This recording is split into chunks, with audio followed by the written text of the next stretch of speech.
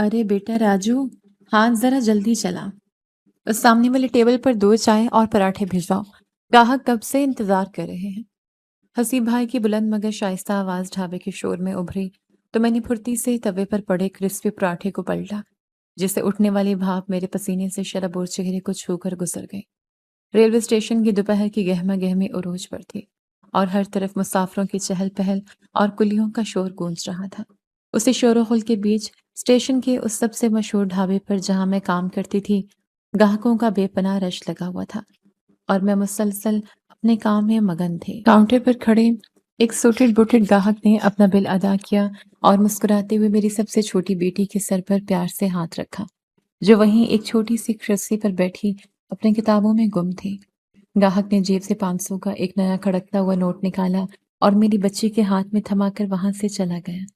میں نے ایک نظر اپنی بچی کی خوشی سے چمکتے چہرے پر ڈالی اور دل ہی دل میں حسیب بھائی کے لیے دعائیں کی، جنہیں اللہ نے میرے لیے فرشتہ بنا کر بھیجا تھا، جنہوں نے مجھے اس کڑے وقت میں پناہ دی تھی اور اب وہ مالکانہ رویہ دکھانے کے بجائے مجھے بہنوں کی طرح عزت دیتے تھے۔ مجھے یہ سب کسی معجزے سے کم نہیں لگتا تھا کہ کیسے یہ پڑھے لکھے اور امیر گاہک میرے ہاتھ کا کھانا کھاتے اور جاتے ہوئے میری بیٹیوں کو لازمی پیسے دے کر جاتے۔ اسی دوران حسیب بھائی اپنے ہاتھ تولیے سے صاف کرتے ہوئے کاؤنٹر کے پاس آئے اور اپنا فون چارجنگ پر لگا کر کسی کام سے دوبارہ کچن کی طرف چلے گئے۔ میں کاؤنٹر صاف کرنے لگی کہ اچانک حسیب بھائی کے فون کی سکرین روشن ہوئی اور ایک واٹس ایپ ویڈیو میسج نمودار ہوا۔ میں نے بے خیالی میں وقت دیکھنے کے لیے سکرین پر ہاتھ لگایا تو وہ ویڈیو خود بخود پلے ہو گئی۔ سکرین پر نظر پڑتے ہی میرے ہاتھ سے صفائی والا کپڑا چھوٹ کر زمین پر گرا اور میرے قدموں تلے سے جیسے زمین نکل گئی۔ ویڈیو میں ایک انتہائی عالیشان اور بڑے سے گھر کے دروازے کے سامنے وہ ماڈرن اور خوبصورت لڑکی کھڑی رو رہی تھی۔ وہ فون کے کیمرے میں دیکھ کر بھرائی ہوئی لیکن پرجوش آواز میں کہہ رہی تھی کہ بھائی، ہم جیت گئے۔ آج میں نے اپنے باپ کو انصاف دلوا دیا۔ آج ابو کی روح کو سکون مل گیا ہوگا۔ میں حیرانی سے اس ویڈیو کو دیکھ رہی تھی جب کیمرہ آہستہ سے گھوما اور سکرین پر وہ منظر ابھرا جس نے میرے دماغ کی رگیں کھینچ کر رکھ دی۔ باہر فٹ پاتھ پر میرا سابقہ شوہر رضوان اور اس کی والدہ یعنی میری ساس اپنا سارا سامان لیے بے بسی کی حالت میں زمین پر بیٹھے تھے۔ میری ساس اپنے دونوں ہاتھوں سے چہرہ چھپائے دھاڑے مار کر رو رہی تھی اور رضوان کا چہرہ ایسے اترا ہوا تھا جیسے کسی نے اس کی ساری زندگی کی جمع پونجی چھین لی ہو۔ میری آنکھیں حیرت اور صدمے سے کھلی کی کھلی رہ گئی کیونکہ یہ لڑکی کوئی اور نہیں بلکہ وہی نتاشا تھی جس کی خاطر رضوان نے مجھے آدھی رات کو گھر سے نکال دیا تھا۔ وہی نتاشا جس کی وجہ سے میرے شوہر نے مجھے طلاق دے دی تھی، جس کی وجہ سے آج میں اپنی بیٹیوں کے ساتھ در بدر ہو گئی تھی، جس نے میرا ہنستا بستا گھر اجاڑ دیا، وہ نتاشا۔ لیکن یہ حسیب بھائی کو بھائی کیوں کہہ رہی تھی اور یہ کس انصاف کی بات کر رہی تھی؟ آخر یہ لوگ کون تھے اور ان کا ہم سے کیا تعلق تھا؟ میرا دماغ ان سوالوں کی یلغار سے سن ہونے لگا اور مجھے اپنے ارد گرد ڈھابے کا سارا شور یکدم ختم ہوتا ہوا محسوس ہوا۔ میں ہکا بکا وہیں کھڑی رہی اور میری نظروں کے سامنے سے اسٹیشن کے مناظر دھندلانے لگے۔ وقت جیسے 11 سال پیچھے کی طرف لوٹ گیا تھا۔ میرے دماغ میں میرا ماضی کسی فلم کی طرح چلنے لگا جب میں ایک الہڑ اور بے فکر لڑکی ہوا کرتی تھی۔ میرے ماں باپ نے مجھے اور میرے بھائی کو بے پناہ محبت سے پالا تھا اور ہمارا گھرانہ ایک عام سا لوئر مڈل کلاس گھرانہ تھا جہاں دولت تو زیادہ نہیں تھی لیکن سکون اور محبت کی کوئی کمی نہیں تھی۔ گھر میں میرے والدین کے علاوہ میرا بھائی اور بھابھی تھے جو اپنی زندگی میں مگن رہتے تھے۔ مجھے آج بھی یاد ہے جب اماں نے پہلی بار مجھے اپنے پاس بٹھا کر کہا تھا کہ مائرہ بیٹا، ہم نے تمہارے ایک لڑکا دیکھا ہے، لڑکا بہت شریف اور محنتی ہے اور مجھے یقین ہے کہ وہ تمہیں بہت خوش رکھے گا۔ میں نے شرما کر سر جھکا لیا تھا کیونکہ مجھے اپنے والدین کی پسند پر پورا بھروسہ تھا۔ میری شادی نہایت سادگی مگر بہت سی خوشیوں کے ساتھ رضوان سے طے پا گئی تھی۔ رضوان بھی میری ہی طرح ایک درمیانی طبقے سے تعلق رکھتا تھا اور ایک پرائیویٹ کمپنی میں عام سی نوکری کرتا تھا۔ شادی کے ابتدائی دن کسی بھی عام جوڑے کی طرح بہت خوبصورت اور ہنسی خوشی گزر رہے تھے۔ میں اپنے نئے گھر اور اپنی ساس، جنہیں میں احتراماً امی جی کہتی تھی، ان کے مزاج کے ساتھ خود کو ڈھالنے کی پوری کوشش کر رہی تھی اور رضوان کا پیار مجھے ہر مشکل کو خندہ پیشانی سے برداشت کرنے کا حوصلہ دیتا تھا۔ وہ جب بھی تھک کر دفتر سے آتا تو میری مسکراہٹ دیکھ کر اپنی ساری تھکن بھول جاتا۔ وہ اکثر رات کو میرے پاس بیٹھ کر مجھ سے کہتا کہ مائرہ، تم میری زندگی کی سب سے بڑی خوش قسمتی ہو۔ مجھے پتہ ہے ابھی ہمارے حالات تھوڑے تنگ ہیں، لیکن تم دیکھنا، میں ایک دن تمہیں دنیا کی ہر خوشی دوں گا۔ میں اس کی باتوں پر مسکرا دیتی اور کہتی کہ مجھے ان پیسوں کی کوئی تمنا نہیں، بس آپ کا ساتھ رہے تو میرے لیے یہ چھوٹی سی چھت ہی محل ہے۔ دن یوں ہی پرسکون انداز میں گزرتے رہے اور پھر ہماری زندگی میں ہماری پہلی بیٹی کی پیدائش ہوئی۔ میں خوشی سے نہال تھی، مگر امی جی نے بچے کو دیکھتے ہی ماتھے پر بل ڈال لیے اور ناک بھوں چڑھا کر طنزیہ لہجے میں کہا کہ لو بھائی، ہمارے خاندان میں تو پہلی بیٹے ہی ہوتے آئے ہیں، یہ لڑکی کہاں سے آ گئی؟ اب اس کے جہیز کے خرچے کون اٹھائے گا؟ ایک تو ویسے ہی کمائی پوری نہیں پڑتی، اوپر سے یہ خرچہ آ گیا۔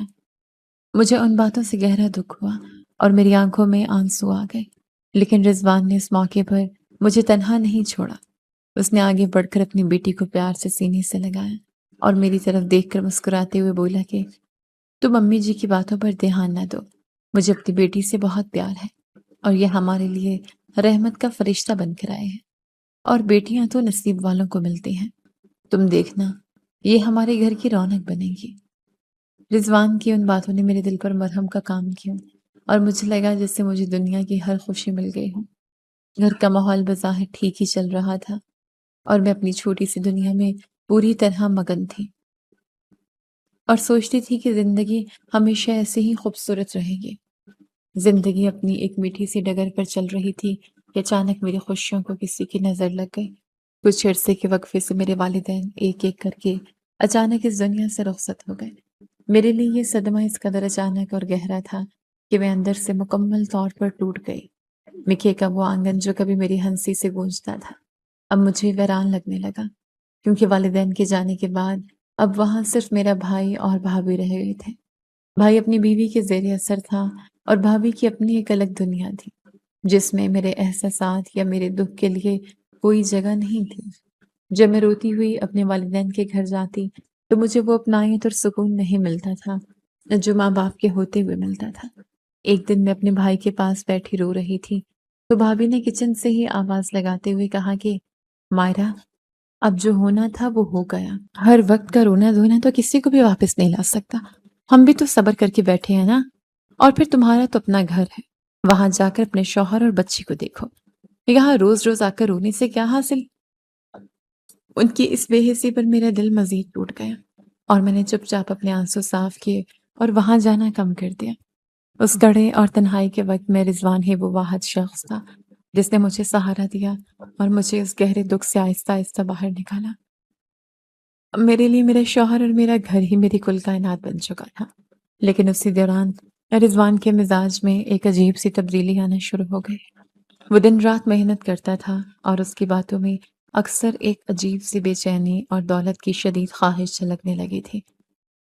ایک رات جب ہم دونوں اپنے چھوٹے سے کمرے میں بیٹھے تھے اور میں بچی کو سلا رہی تھی تو رضوان نے گہری سانس لیتے ہوئے کھڑکی سے باہر دیکھتے ہوئے کہا کہ مائرہ، مجھے یہ غریبی اور مجبوری والی زندگی نہیں چاہیے اور نہ ہی میں ساری زندگی ایک کلرک بن کر رہنا چاہتا ہوں۔ میں نے حیرانی سے اس کی طرف دیکھا تو وہ مزید بولا کہ میں اپنے بچوں کو ایک شاندار اور خوشحال زندگی دینا چاہتا ہوں جہاں انہیں کسی چیز کی کمی نہ ہو۔ میں چاہتا ہوں کہ ہمارے پاس زندگی کی ہر آسائش ہو، بڑا گھر ہو، گاڑی ہو، اور ہمیں مہینے کے آخر میں بلوں کے لیے پریشان نہ ہونا پڑے۔ یہ بھی بھلا کوئی زندگی ہے کہ بس گزارا چل رہا ہے اور انسان بس اپنی ضرورتیں پوری کرنے کے چکر میں ہی بوڑھا ہو جائے۔ میں نے نرمی سے اس کا ہاتھ تھاما اور محبت بھرے لہجے میں تسلی دیتے ہوئے کہا کہ رضوان، اللہ کا جتنا شکر ادا کریں کم ہے، ہمارے پاس چھت ہے، 2 وقت کی عزت کی روٹی ہے اور ہم ایک ساتھ ہیں، یہی سب سے بڑی نعمت ہے۔ دولت سے انسان کو بستر تو مل جاتا ہے مگر نیند نہیں ملتی۔ رضوان نے کچھ جھنجھلاہٹ سے ہاتھ چھڑاتے ہوئے جواب دیا کہ اسی زندگی کو جینا نہیں کہتے، اسے تو بس کاٹنا کہتے ہیں۔ روز کی وہی گھسی پٹی روٹین اور ہینڈ ٹو ماؤتھ ہونا کوئی زندگی نہیں۔ تم دیکھنا، میں ایک دن بہت بڑا آدمی بنوں گا، چاہے مجھے دن رات ایک کرنا پڑے۔ میں اس کی اس لگن اور باتوں کو اپنے خاندان کے لیے اس کی محبت اور جنون سمجھتی تھی اور دل سے اس کی کامیابی کی دعائیں کرتی تھی۔ میں اپنی سادگی میں یہ نہیں جانتی تھی کہ رضوان کا یہ جنون ہمیں کس راستے پر لے جائے گا۔ کچھ ہی مہینوں کے بعد اچانک رضوان کے حالات میں ایک حیرت انگیز تبدیلی آنا شروع ہو گئی۔ ایک شام وہ گھر آیا تو اس کے چہرے پر ایک عجیب سی چمک اور خوشی تھی۔ اس کے ہاتھ میں مٹھائی کا بڑا سا ڈبہ تھا اور اس نے آتے ہی مجھے گلے لگا کر خوشخبری سنائی کہ مائرہ، میری محنت رنگ لے آئی ہے۔ کمپنی میں میری شاندار کارکردگی کی بنا پر مجھے ایک بہت بڑی پروموشن ملی ہے، اور ساتھ ہی میں نے ایک پرائیویٹ بزنس ڈیل بھی کیے ہیں جسے ہماری زندگی کے سارے دن پھر جائیں گے۔ تم بس دیکھتی جاؤ، اب تمہارے سارے خواب پورے ہوں گے اور ہم اس محلے سے نکل کر کسی اچھی جگہ شفٹ ہوں گے۔ میں نے اسی وقت سجدہ شکر ادا کیا اور خوشی کے آنسوں کے ساتھ اللہ کی اس مہربانی پر قربان جانے لگی کہ میرے شوہر کی دن رات کی محنت آخر کار رنگ لے آئی ہے۔ رضوان کے پاس اب پیسے کی ریل پل شروع ہو گئی تھی اور اس نے اپنے خوابوں کو حقیقت کا روپ دینا شروع کر دیا تھا۔ اس نے سب سے پہلے تو وہ محلے کا چھوٹا سا گھر چھوڑا۔ اب ہم شہر کے ایک پوش علاقے کے بڑے اور شاندار گھر میں شفٹ ہو گئے۔ گھر کے باہر اب ایک چمچماتی ہوئی مہنگی گاڑی کھڑی رہنے لگی اور گھر کا پرانا سامان نکال کر سارا نیا اور قیمتی فرنیچر لایا گیا۔ میں جو اب تک صرف سادگی اور قناعت کی عادی تھی، اس بدلے ہوئے اور تیز رفتار لائف سٹائل میں خود کو تھوڑا اجنبی محسوس کرتی تھی۔ گھر میں کام کاج کے لیے نوکر آ گئے تھے اور مجھے کچن کے کاموں سے بڑی حد تک روک دیا گیا۔ میری ساس کا رویہ بھی اس دولت کے آنے کے بعد یکسر بدل گیا تھا۔ وہ اب اپنے پرانے رشتہ داروں اور محلے کی عورتوں کو بلا کر اپنے بیٹے کی کمائی اور نئے گھر کی تعریفیں کرتے نہیں تھکتی تھی۔ ان کا چلنے اور بات کرنے کا انداز بھی بدل گیا تھا، لیکن میں رضوان کی خوشی میں بے حد خوش تھی اور ہر لمحہ اس کا ماتھا چوم کر اسے دعائیں دیتی تھی۔ وہ اکثر رات کو دیر سے گھر آتا اور مجھ سے کہتا کہ دیکھنا مائرہ، میں نے تم سے کہا تھا نا کہ میں تمہیں ایک دن رانی بنا کر رکھوں گا۔ آج دیکھو ہمارے پاس کیا نہیں ہے۔ یہ سب میری دن رات کی محنت کا نتیجہ ہے اور اب میں پیچھے مڑ کر نہیں دیکھوں گا۔ میں اس کی ہاں میں ہاں ملاتی اور اس کے لیے مزید کامیابیاں مانگتی۔ اسی دوران ہمارے پاس دوسری بیٹی نے جنم لیا۔ میں سمجھی تھی کہ اب حالات اچھے ہیں تو امی جی اور رضوان خوش ہوں گی، لیکن اس بار صورتحال بالکل مختلف نکلی۔ جب میری ساس ہسپتال آئے تو انہوں نے بچے کی طرف ایک نظر دیکھ کر منہ پھیر لیا اور سرد لہجے میں بولی، مجھے تو لگا تھا کہ گھر میں اتنی دولت آئی ہے تو اس کا وارث بھی آئے گا، لیکن تم نے پھر سے ایک اور لڑکی ہمارے گلے میں ڈال دی۔ اب کیا ساری زندگی بیٹیاں ہی پیدا کرتی رہو گی؟ ہمیں بھی تو کوئی خوشی دیکھنے کو ملے۔ ان کی اس بات سے مجھے شدید دکھ پہنچا۔ میں نے روتے ہوئے رضوان کی طرف دیکھا، اس امید پر کہ وہ پہلے کی طرح مجھے تسلی دے گا اور اپنی ماں کو روکے گا، مگر وہ خاموش رہا۔ اس کے چہرے پر بنا گواری واضح تھی اور اس نے بچے کو بس سرسری سا پیار کیا۔ گھر واپس آنے پر امی جی کے تانوں میں تو جیسے کڑواہٹ گھل گئی تھی۔ وہ سارا دن گھر کے ملازموں کے سامنے مجھے تانے دیتی تھیں اور کہتی کہ تم تو بس بیٹیاں پیدا کرنے کی مشین ہو۔ میرا بیٹا اتنی محنت کر کے دولت کما رہا ہے اور آگے وارث کے نام پر تم نے ایک اور لڑکی لا کر کھڑی کر دی۔ اب یہ ساری جائیداد کیا ان لڑکیوں کے لیے بنائی جا رہی ہے جنہیں کل کو دوسرے گھروں میں جانا ہے؟ میں یہ سب سن کر خاموشی سے اپنے کمرے میں جا کر آنسو بہاتی اور سوچتی کہ آخر اس دولت نے میرے گھر کا وہ پرانا سکون کیوں چھین لیا ہے۔ رضوان، جس کے پاس بہت کم پیسے تھے پہلے لیکن میرے لیے وقت اور محبت تھی، اب وہ مکمل طور پر بدل چکا تھا۔ اس کا سارا وقت بزنس میٹنگز، بڑی بڑی پارٹیز اور فون پر گزرنے لگا تھا، اور میرے لیے اس کے پاس وقت بہت کم رہ گیا تھا۔ میں اکثر اکیلے بیٹھ کر سوچتی کہ کیا ہم اس چھوٹے سے گھر میں زیادہ خوش نہیں تھے، جہاں کم از کم تانے اور سرد مہریاں تو نہیں تھی۔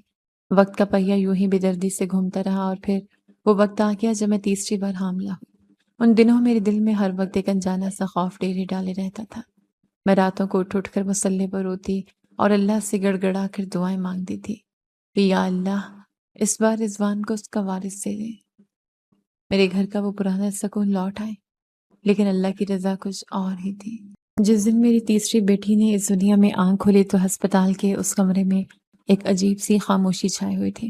نرس نے جب آ کر مسکراتے ہوئے بتایا کہ مبارک ہو بیٹی ہوئی ہے تو میری آنکھوں سے بے اختیار آنسو بہنے لگے۔ میرے پاس ہی کھڑی امی جی کا چہرہ غصے سے سرخ ہو گیا تھا۔ انہوں نے نرس کے جاتے ہی انتہائی طنز انداز میں ماتھے پر بل ڈالے اور میری طرف دیکھ کر غصے سے بولی، یا اللہ، یہ کیسی منحوس عورت میرے بیٹے کے پلے پڑ گئی ہے جو ایک کے بعد ایک لڑکی پیدا کی جا رہی ہے۔ میں تو سمجھی تھی کتنی دولت آئی ہے تو کوئی وارث بھی آ جائے گا، مگر اس نے تو ہماری ساری امیدوں پر پانی پھیر دیا ہے۔ رضوان تو اس دن ہسپتال آیا ہی نہیں، اور جب میں اگلے دن چھٹی لے کر بچے کے ساتھ گھر پہنچی تو پورے گھر میں ایک وحشتناک سرد مہری چھائی ہوئی تھی۔ رضوان لاؤنج کے صوفے پر بیٹھا تھا۔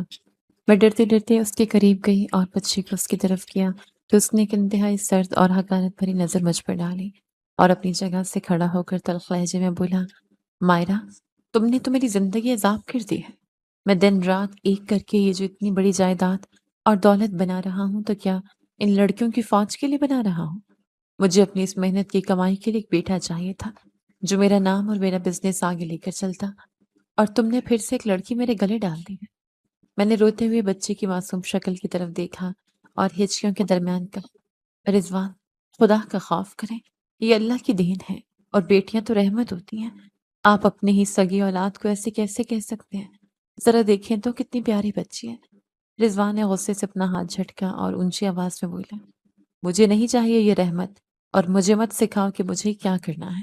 تم دیکھتی نہیں ہو کہ میرے بزنس پارٹنر کی بیویاں کتنی ماڈرن اور سمارٹ ہیں؟ وہ ان کے ساتھ شانہ بشانہ چلتی ہیں اور انہیں سوسائٹی میں پریزنٹ کرنا فخر کی بات ہوتی ہے، اور تم سارا دن کچن کے برتنوں اور ان لڑکیوں میں گھسی رہتی ہو۔ تم نے خود کو کیا بنا لیا ہے؟ تم میرے اس نئے اسٹیٹس کے ساتھ میچ ہی نہیں کرتی۔ میری ساس جو پاس سے کھڑی سب سن رہی تھیں، فوراً بول پڑے، بالکل ٹھیک کہہ رہا ہے میرا بیٹا، تم اس قابل ہی نہیں ہو کہ اس شاندار گھر کی مالکن بن کر رہ سکو۔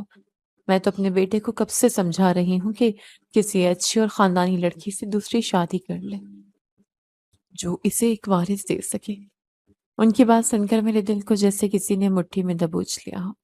میں نے بے بسی سے رضوان کی طرف دیکھا، اس امید پر کہ وہ اپنی ماں کو ایسا کہنے سے روکے گا، لیکن وہ بالکل خاموش رہا، اور اس کی اس خاموشی نے مجھے اندر تک توڑ کر رکھ دیا۔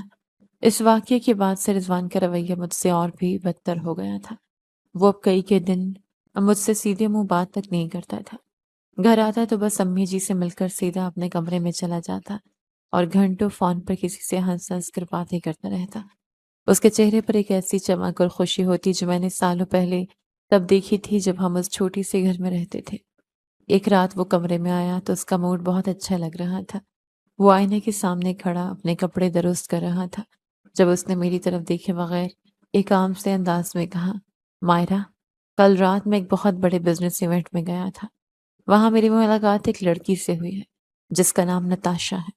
وہ اتنی ماڈرن، پر اعتماد اور پڑھی لکھی ہے کہ میں تمہیں بتا نہیں سکتا۔ اس کا تعلق ایک بہت ہی امیر اور خاندانی گھرانے سے ہے، اور اس کا بزنس مائنڈ اتنا تیز ہے کہ میں حیران رہ گیا ہوں۔ مجھے لگتا ہے کہ اگر وہ میرے بزنس میں میری پارٹنر بن جائے تو میری کمپنی راتوں رات آسمان کی بلندیوں کو چھو لے گی۔ میں نے دل میں اٹھنے والے ایک انجانے خوف کو دباتے ہوئے کہا، رضوان، ہمارا بزنس تو پہلے ہی بہت اچھا چل رہا ہے، ہمیں کسی اور کی کیا ضرورت ہے؟ اور پھر ہم تو ان امیر لوگوں کے طور طریقوں سے بھی واقف نہیں ہیں۔ رضوان نے تمسخرانہ انداز میں ہنستے ہوئے جواب دیا، تم نہیں واقف ان طور طریقوں سے کیونکہ تمہاری سوچ بھی ابھی اسی محلے اور اسی دو کمروں کے مکان میں پھنسی ہوئی ہے، لیکن میں اب بہت آگے نکل چکا ہوں، اور نتاشا جیسی لڑکی میرے لائف سٹائل اور میرے بزنس کے لیے بالکل پرفیکٹ ہے۔ اس دن کے بعد سے نتاشا کا نام ہمارے گھر میں روزانہ سنائی دینے لگا۔ رضوان ہر بات میں اس کی مثالیں دیتا اور امی جی بھی نتاشا کے نام پر واری واری جاتی۔ انہیں لگتا تھا کہ نتاشا کوئی سونے کی چڑیا ہے جو ان کے بیٹے کی قسمت بدل دے گی۔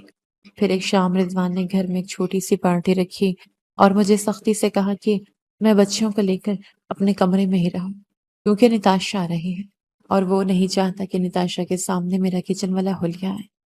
میں اپنے ہی گھر میں قیدی بن کر رہ گئی تھی۔ میں نے دروازے کی اوٹ سے دیکھا کہ نتاشا انتہائی قیمتی اور ماڈرن لباس پہنے بڑے غرور سے ہمارے گھر میں داخل ہوئی، اور رضوان اس کے آگے پیچھے ایسے گھوم رہا تھا جیسے کوئی عام سا ملازم ہو۔ امی جی نے نتاشا کو ایسے خوش آمدید کہا جیسے وہ ان کی کوئی بہت بڑی محسن ہو۔ میں یہ سب دیکھ کر خاموشی سے آنسو بہاتی رہی، لیکن میرے پاس صبر کے سوا کوئی چارہ نہیں تھا۔ کچھ دن بعد رضوان نے میرے سامنے وہ بات کہہ دی جس نے میری پوری دنیا ہی اجاڑ کر رکھ دی۔ اس نے انتہائی بے شرمی اور سرد مہر لہجے میں مجھے بتایا کہ اس نے نتاشا کو شادی کے لیے پرپوز کر دیا ہے اور امی جی اس رشتے سے بے حد خوش ہیں۔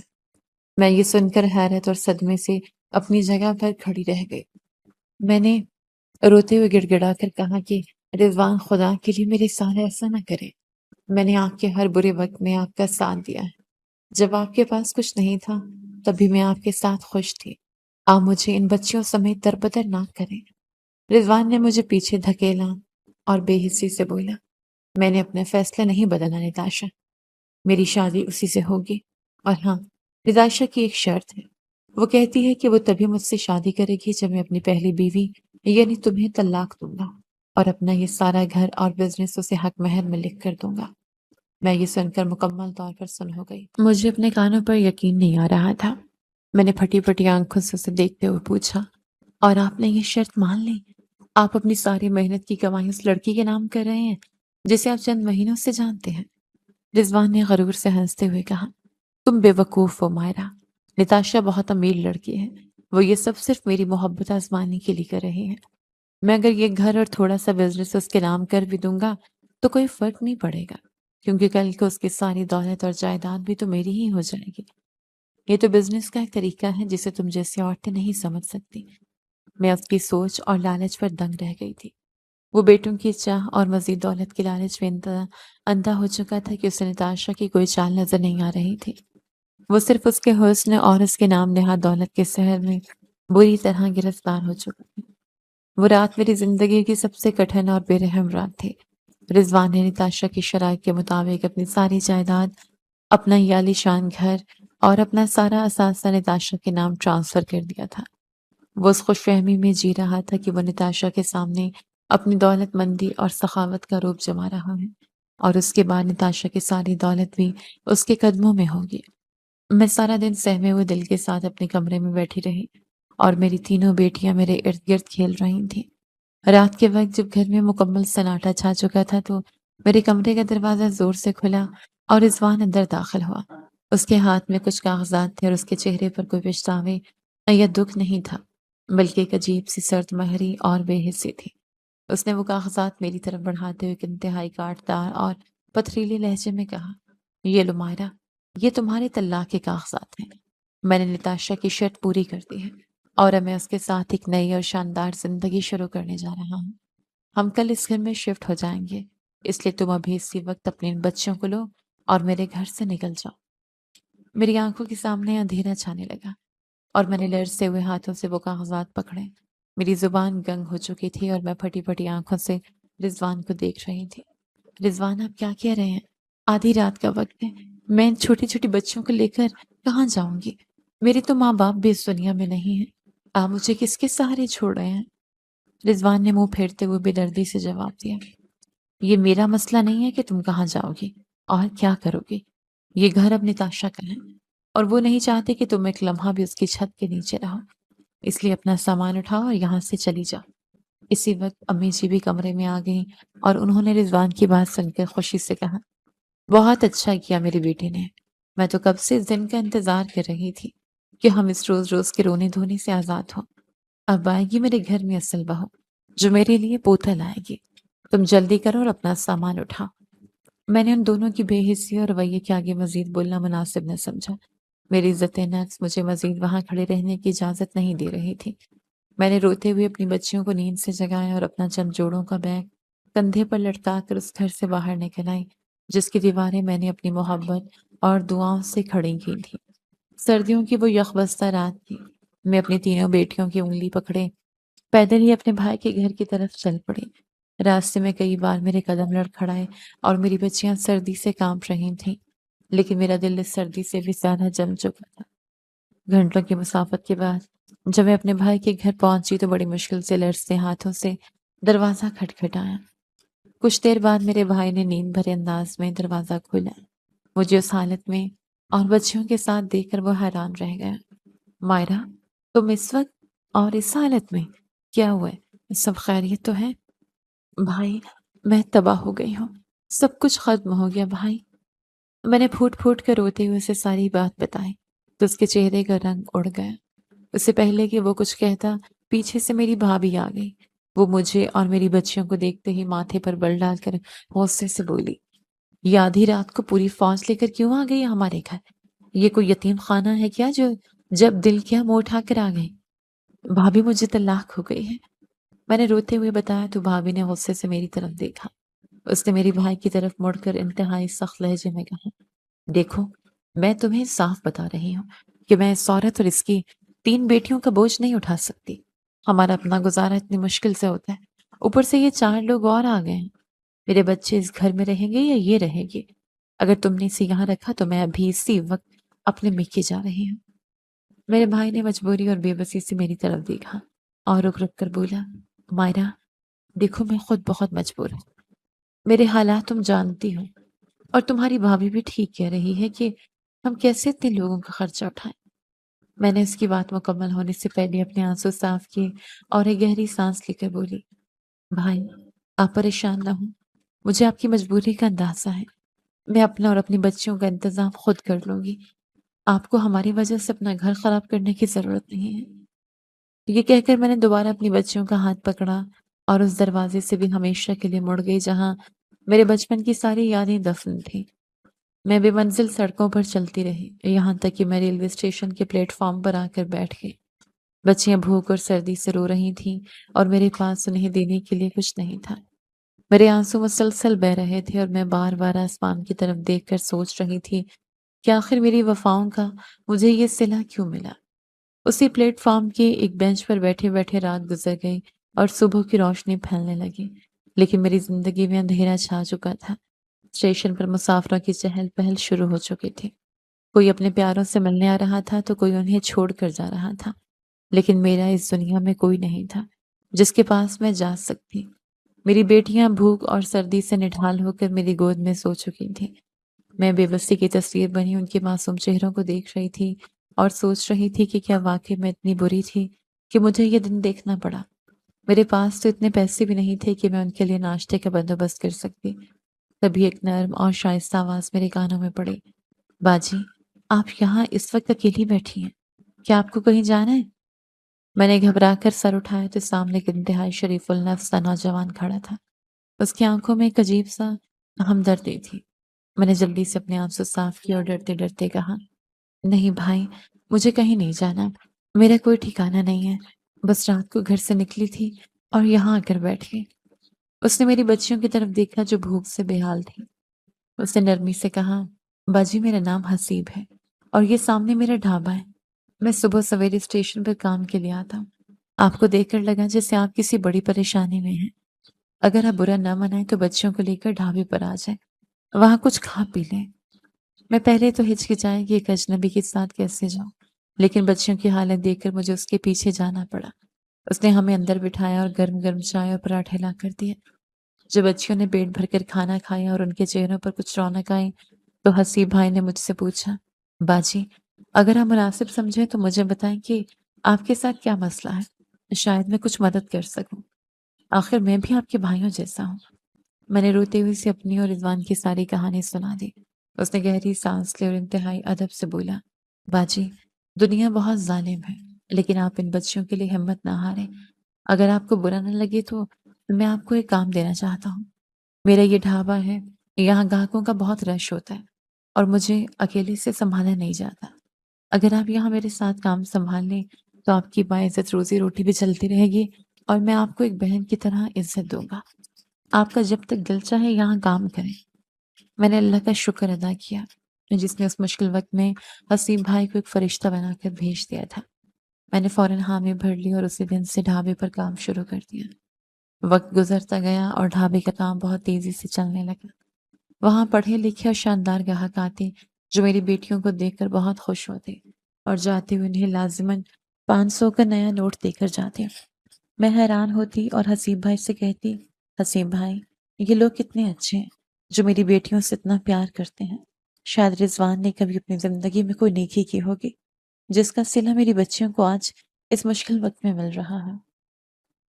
حسیب بھائی میری یہ بات سن کر اکثر خاموش ہو جاتے اور بس ایک ہلکی سی مسکراہٹ کے ساتھ اپنے کام میں لگ جاتے۔ میرا دماغ تیزی سے ماضی کے ان سارے مناظر سے ہوتا ایک جھٹکے سے واپس حال میں آ گیا۔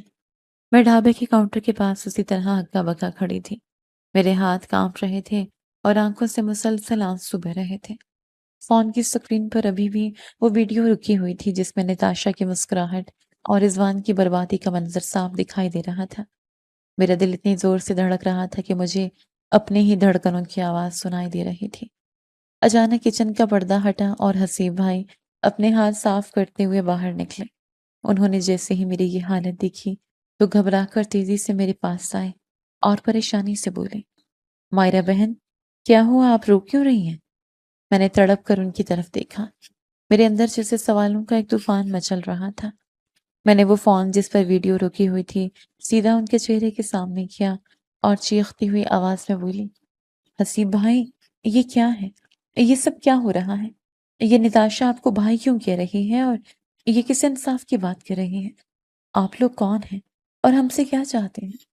مجھے سچ سچ بتائیں، آپ نتاشا کے ساتھ ملے ہوئے ہیں نا؟ تو یہ سب آپ لوگوں کا کوئی پلان تھا؟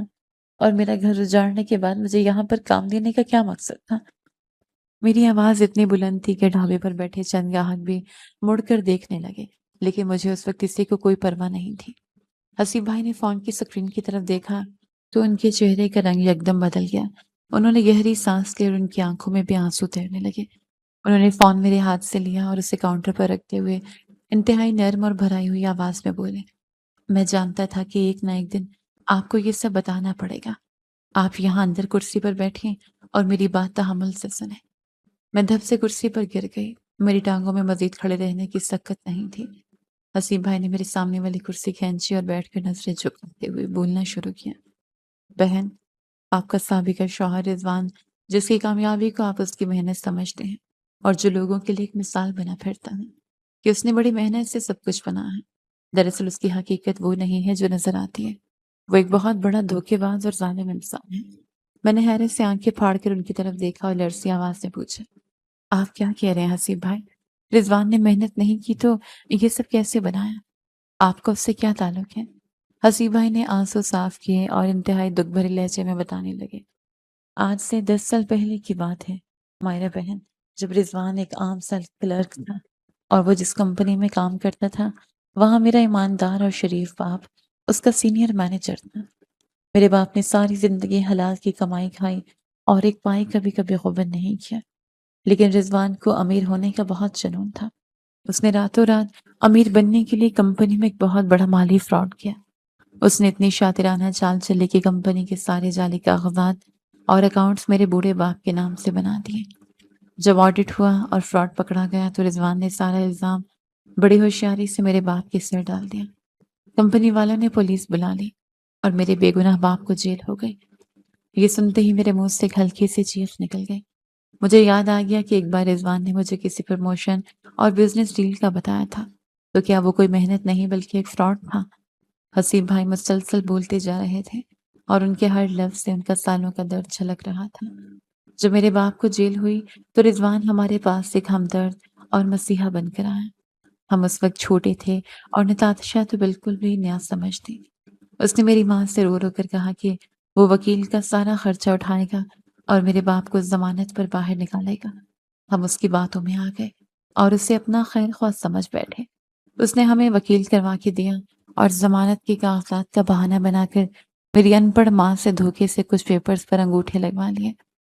بہن، وہ ضمانت کے کاغذات نہیں تھے بلکہ ہمارے اس واحد گھر اور تھوڑی سی خاندانی زمین کے ٹرانسفر پیپر سے۔ اس نے ہماری ساری جمع پونجی اپنے نام کروا لی۔ میں سکتے کے عالم میں ان کا چہرہ دیکھ رہی تھی۔ میرے دماغ سائیں سائیں کر رہا تھا۔ میں نے پھٹی ہوئی آواز میں پوچھا، پھر کیا ہوا حسیب بھائی؟ انہوں نے سر داب بھری اور بولے، جب میرے باپ کو جیل میں رضوان کی اس اصلیت اور ہمارے گھر چھن جانے کا پتہ چلا تو وہ یہ صدمہ برداشت نہ کر سکے۔ ان کا دل یہ دھوکہ سہ نہ پایا اور وہ جیل کی ان اندھیری کوٹڑیوں میں ہی دل کا دورہ پڑنے سے انتقال کر گئے۔ اور میری ماں جو پہلے ہی میرے باپ کے غم میں عادی ہو چکی تھی، وہ بھی اس شدید دکھ اور صدمے سے کچھ ہی عرصے بعد دنیا چھوڑ گئی۔ رضوان کا وہ عالیشان بنگلہ اور وہ ساری دولت جس پر وہ غرور کرتا تھا، وہ اس کی محنت نہیں بلکہ ہمارے باپ کی جان اور ہماری ماں کے آنسو تھے۔ میں یہ سب سن کر ہکا بکا رہ گئی۔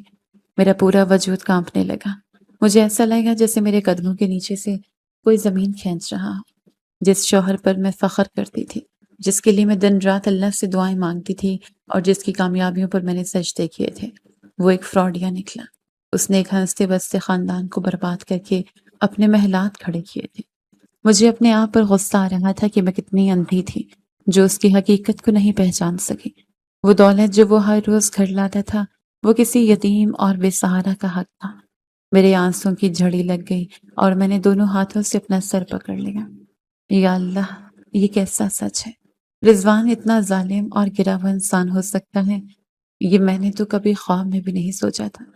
حسیب بھائی نے میری حالت دیکھی تو وہ جلدی سے پانی کا گلاس لے کر آئے اور مجھے پلاتے ہوئے بولے، بہن، آپ اپنے آپ کو مت کوسیں، آپ کا اس میں کوئی قصور نہیں ہے، آپ تو خود اس ظالم کے ظلم کا شکار ہوئی ہیں۔ میں نے روتے ہوئے پانی کا گھونٹ بھرا اور بولی، حسیب بھائی، میں تو اس کی ہر بات کو سچ مانتی تھی۔ مجھے کیا معلوم تھا کہ وہ راتوں کو جاگ کر جو محنت کی باتیں کرتا تھا وہ محنت نہیں بلکہ کسی کو برباد کرنے کی سازش تھی۔ حسیب بھائی نے میرے کندھے پر تسلی کے انداز میں ہاتھ رکھا اور کہا، بہن، ہم راتوں رات در بدر ہو گئے تھے، سڑک پر آ گئے تھے۔ میں نے ہمت نہیں ہاری اور محنت مزدوری کر کے یہ چھوٹا سا ڈھابہ کھولا۔ میں نے اپنی بہن نتاشا کو پڑھایا لکھایا، اسے اس قابل بنایا کہ وہ معاشرے میں سر اٹھا کر چل سکے۔ نتاشا نے اسی دن قسم کھائی تھی کہ وہ رضوان کو برباد کرے گی اور اسے اس کے کیے کی سزا دلوا کر رہے گی۔ وہ کوئی عام لڑکی نہیں ہے، اس نے اپنا مقصد پانے کے لیے دن رات ایک کر دیا۔ میں نے روتے ہوئے پوچھا، تو کیا نتاشا نے رضوان سے شادی صرف بدلہ لینے کے لیے کی تھی؟ حسیب بھائی نے اس بات میں سر ہلاتے ہوئے جواب دیا، جی بہن، نتاشا نے قسم کھائی تھی کہ وہ اسی کی دولت اور اسی کے لالچ کو اس کی بربادی کا سبب بنائے گی۔ اس نے کوئی غیر قانونی کام نہیں کیا، جو کچھ کیا وہ رضوان نے خود کیا ہے، اپنے پیسوں اور بیٹے کے لالچ میں اندھا ہو کر۔ رضوان نے خودکشی سے وہ سارا گھر اور اپنا سارا پیسہ نتاشا کو حق مہر میں لکھ کر دیا تھا۔ اس نے سوچا تھا کہ نتاشا بہت امیر ہے اور اس کی دولت بھی رضوان کی ہو جائے گی، لیکن وہ نہیں جانتا تھا کہ یہ سب ایک جال ہے۔ نتاشا نے جیسے سارے پیپرز پکے ہوئے اور قانونی طور پر سب کچھ اس کے نام ہوا، اس نے رضوان اور اس کی لالچی ماں کو اسی طرح گھر سے نکال دیا جیسے رضوان نے آپ کو آدھی رات کو دھکے دے کر نکالا تھا۔ میری آنکھوں سے مسلسل آنسو گر رہے تھے، لیکن اب ان آنسوؤں میں ایک عجیب سا سکون بھی تھا۔ مجھے وہ رات یاد آ گئی جب میری ساس نے مجھے گھر سے نکالتے ہوئے کہا تھا کہ اب اصل بہو آئے گی جو پوتا لائے گی۔ آج وہی بہو ان کا سارا غرور مٹی میں ملا چکی تھی۔ قدرت کا انصاف کتنا خاموش اور کتنا سخت ہوتا ہے، یہ مجھے آج اپنی آنکھوں سے دیکھنے کو مل رہا تھا۔ حسیب بھائی کی آنکھوں میں بھی اب تک نمی تھی۔ دیکھو مائرہ، بہن، ہمارا مقصد تمہارا گھر اجاڑنا یا تمہیں تکلیف دینا ہرگز نہیں تھا، لیکن سچ تو یہ ہے کہ رضوان تمہارے جیسے مخلص اور وفادار انسان کے قابل ہی نہیں تھا۔ جس دن تم آدھی رات کو گھر سے نکالی گئی تھی اور اسٹیشن پر لاوارث بیٹھی رو رہی تھی تو میں تمہیں یوں در بدر رلتا ہوا نہیں دیکھ سکا۔ میں نے اسی وقت نتاشا کو تمہارے بارے میں سب کچھ بتایا تھا، اور وہ گاہک جو آپ کی بیٹیوں کو پیسے دے کر جاتے تھے کوئی عام امیر لوگ نہیں بلکہ نتاشا کے یونیورسٹی کے کلاس فیلوز اور دوست ہیں جو روزانہ نتاشا کے بھیجے ہوئے پیسوں سے ڈھابے پر آتے تھے۔ وہ نتاشا کے کہنے پر ہی بچیوں کو پیسے دیتے تھے تاکہ آپ کو کسی مالی مشکل کا سامنا نہ کرنا پڑے اور آپ کی عزت نفس بھی مجروح نہ ہو۔ وہ جانتی تھی کہ تم کسی کا احسان نہیں لوگے، اس لیے اس نے یہ طریقہ نکالا۔ میں حیرت سے سن ہو گئی کہ کوئی انجان لڑکی میرے لیے اور میری بیٹیوں کے لیے اتنی ہمدردی کیسے رکھ سکتی ہے؟ کیا دنیا میں ایسے لوگ بھی ہوتے ہیں؟ حسیب بھائی نے جیب سے ایک موٹی سی فائل نکالی اور میرے سامنے کاؤنٹر پر رکھتے ہوئے انتہائی سنجیدگی سے بولے، اور یہ دیکھے نتاشا نے اپنا انتقام پورا کر لیا ہے۔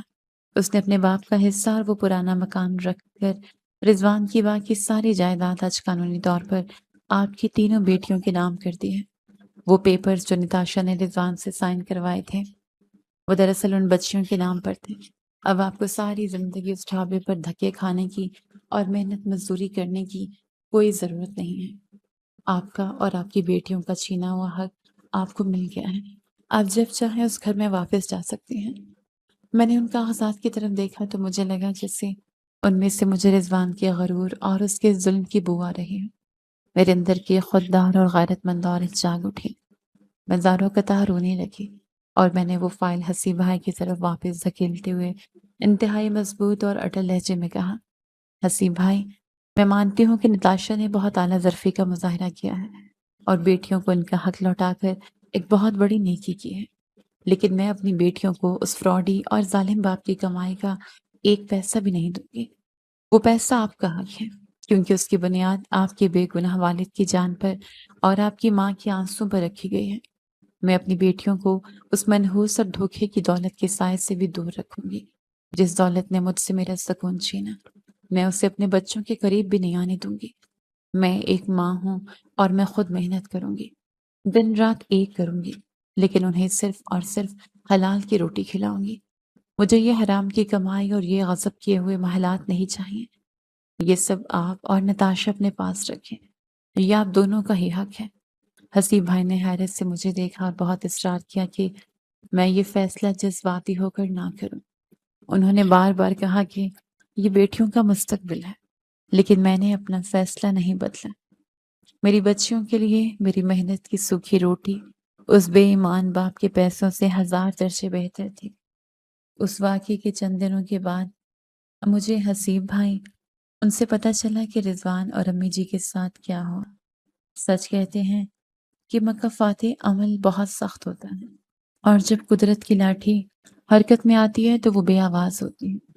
امی جی جو غرور میں آسمان پر اڑ رہی تھیں، اس شدید صدمے سے کہ جس ماڈرن بہو کے لیے انہوں نے مجھے آدھی رات کو گھر سے نکالا تھا اور جس وارث کی امید پر انہوں نے میری بیٹیوں کو ٹھکرایا تھا، اسی بہو نے ان سے سب کچھ چھین لیا اور انہیں سڑک پر لا کھڑا کیا۔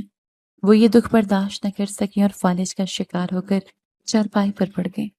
ان کا آدھا جسم مکمل طور پر بے جان ہو گیا تھا اور ان کی وہ زبان بند ہو چکی تھی جس سے وہ مجھے دن رات تانے دیتی تھی۔ اور رضوان جو کل تک دوسروں کا حق مارتا تھا اور اپنے پیسوں کے غرور میں کسی کو انسان نہیں سمجھتا تھا، آج وہ شہر کی ایک کچی آبادی کے ایک چھوٹے سے خستہ حال اور تاریک کوارٹر میں رہ کر مزدوری کرنے پر مجبور تھا۔ وہ شخص جو اپنی گاڑیوں کے شیشے نیچے نہیں کرتا تھا، آج 2 وقت کی روٹی کے لیے سڑکوں پر دھکے کھا رہا تھا۔ وہ اپنے ہی بچھائے ہوئے جال میں ایسا پھنسا تھا کہ اب اس کے پاس سوائے پچھتاوے کی آگ میں جلنے کی کچھ نہیں بچا تھا۔ کچھ سالوں کا عرصہ اسی طرح اپنی رفتار سے گزر گیا۔ ان سالوں میں میں نے اور حسیب بھائی نے مل کر دن رات محنت کی۔ ہم نے ڈھابے پر اتنی ایمانداری اور سچی لگن سے کام کیا کہ اللہ نے ہماری روزی میں بے پناہ برکت ڈال دی۔ وقت کے ساتھ ساتھ ہمارا وہ اسٹیشن والا چھوٹا سا ڈھابا شہر کے ایک بہت بڑے اور شاندار ریسٹورنٹ میں تبدیل ہو گیا۔ اب ہمیں خود چولہے کی آگ کھڑے ہو کر گرمی اور پسینہ نہیں برداشت کرنا پڑتا تھا، بلکہ ہمارے نیچے درجنوں ملازم کام کرتے تھے۔ میری بیٹیاں اب بڑی ہو رہی تھیں اور شہر کے سب سے اچھے اور مہنگے کالج میں اعلیٰ تعلیم حاصل کر رہی تھی۔ میں اب وہ لاچار، روتی دھوتی اور بے بس مائرہ نہیں رہی تھی جسے کوئی بھی دھکے دے کر نکال دیتا، بلکہ اب میں ایک پروقار، کامیاب اور خود مختار عورت بن چکی تھی۔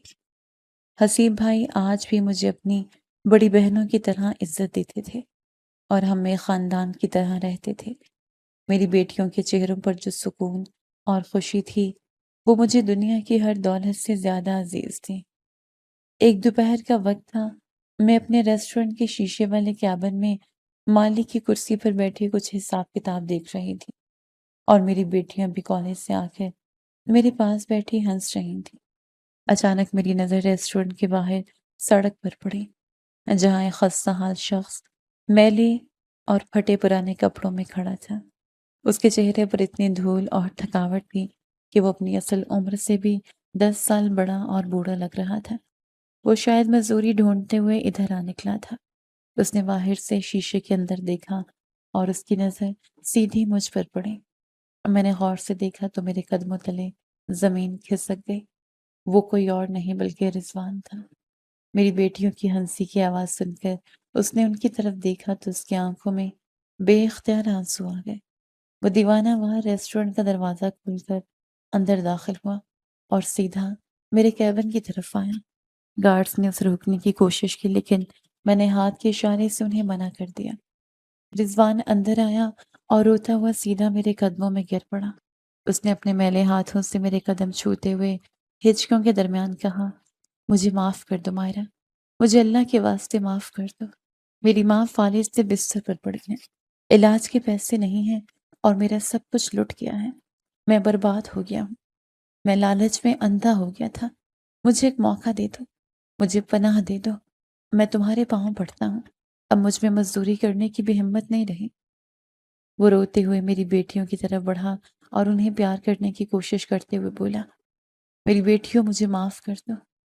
لیکن میری بیٹیاں اس کے حلیے اور اس کی اجنبیت سے ڈر کر پیچھے ہٹ گئیں اور میرے پیچھے آ کر کھڑی ہو گئی۔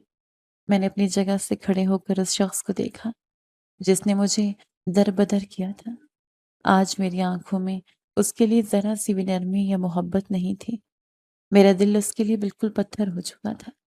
میں نے اپنے آنسوں کو پیچھے دھکیلا اور ایک مضبوط اور انتہائی سرد لہجے میں کہا، رضوان، تم نے صرف مجھے اور میری بیٹیوں کو نہیں ٹھکرایا تھا، تم نے ایک معصوم انسان پر جھوٹا الزام لگا کر اس کی جان لے کر اپنے محلات کھڑے کیے تھے۔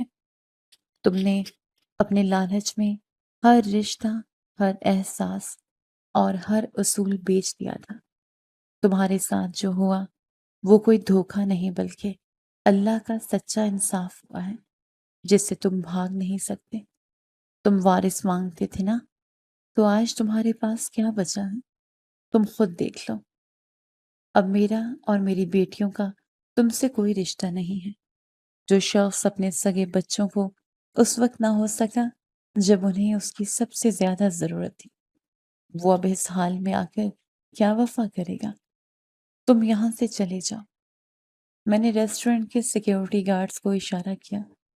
وہ فوراً آگے بڑھے اور انہوں نے رضوان کو بازوؤں سے پکڑ کر ریسٹورنٹ سے باہر نکال دیا۔ وہ سڑک پر فٹ پاتھ پر بیٹھ کر اپنے اندھیر نصیب کو رو رہا تھا اور اسے دیکھنے والا کوئی نہیں تھا۔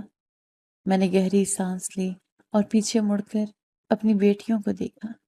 ان کی آنکھوں میں میرے لیے فخر اور محبت تھی۔ میں نے مسکرا کر ان کے ماتھے چومے اور اپنی ایمانداری اور محنت سے بنائی گئی اس نئی اور شاندار زندگی کی طرف دیکھ کر مسکراتے ہوئے اللہ کا شکر ادا کیا جس نے مجھے ایسی شاندار عزت سے نوازا تھا۔